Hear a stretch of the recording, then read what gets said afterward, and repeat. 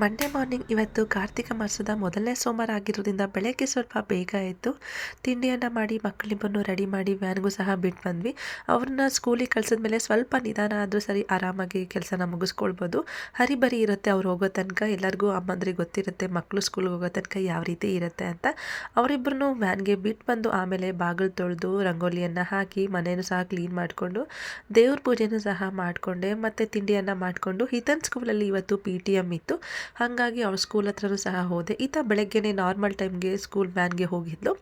ಆಮೇಲೆ ಅವಳನ್ನ ಅಲ್ಲಿ ಮೀಟ್ ಮಾಡಿ ಮೀಟಿಂಗ್ನ ಸಹ ಅಟೆಂಡ್ ಮಾಡಿಕೊಂಡು ಪ್ರೋಗ್ರೆಸ್ ರಿಪೋರ್ಟ್ನೆಲ್ಲ ತಗೊಂಡು ಮನೆ ಕಡೆಗೆ ಬಂದ್ವಿ. ಮನೆಗೆ ಬಂದ ತಕ್ಷಣ ಸ್ವಲ್ಪ ಕೆಲಸ ಮತ್ತು ಅಡುಗೆ ಎಲ್ಲ ಇದ್ದು ಮುಗಿಸ್ಕೊಂಡು ಆಮೇಲೆ ಸಂಜೆ ಮಕ್ಕಳು ಸ್ಕೂಲಿಂದ ಬಂದಮೇಲೆ ಸಂಜೆ 6 ಗಂಟೆ ಮೇಲೆ ಹತ್ರ ಇರೋ ಈಶ್ವರ ದೇವಸ್ಥಾನಕ್ಕೂ ಸಹ ಹೋಗಿ ಬಂದ್ವಿ.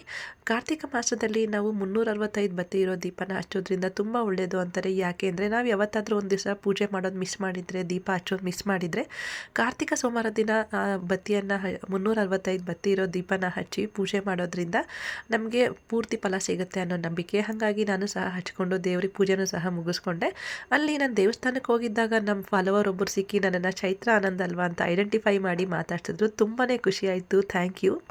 ಈ ರೀತಿ ಯಾರಾದರೂ ಐಡೆಂಟಿಫೈ ಮಾಡಿ ಮಾತಾಡ್ಸಿದ್ರೆ ಎಷ್ಟು ಖುಷಿ ಆಗುತ್ತೆ ಅಂತ ನನಗೆ ಫಸ್ಟ್ ಟೈಮ್ ಎಕ್ಸ್ಪೀರಿಯೆನ್ಸ್ ಆಗಿದ್ದು. ಹಾಗೆ ದೇವ್ರ ದರ್ಶನ ಸಹ ಮುಗಿಸ್ಕೊಂಡು ಮನೆಗೆ ಬಂದು ಸ್ವಲ್ಪ ಮಕ್ಕಳಿಗೆ ಜೆರಾಕ್ಸ್ ಎಲ್ಲ ಬೇಕಾಗಿತ್ತು, ಶಾಪ್ಗೆ ಹೋಗಿ ಅದನ್ನು ತೊಗೊಂಡು ಬಂದ್ವಿ. ಇದಾಗಿತ್ತು ಮಂಡೇ.